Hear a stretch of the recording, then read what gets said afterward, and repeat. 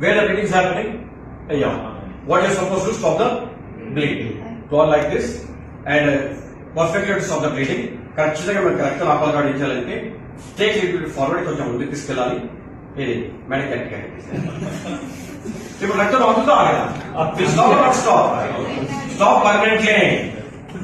వేరే bleeding is there, ఎక్కడైతే రక్తం కారుతుందో ఆ రక్తం కారే చోటు ఏం చేయాలంటే క్లాత్ ని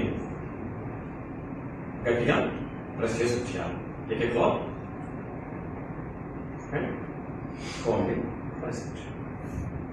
బ్లీడింగ్ విల్ స్టాప్.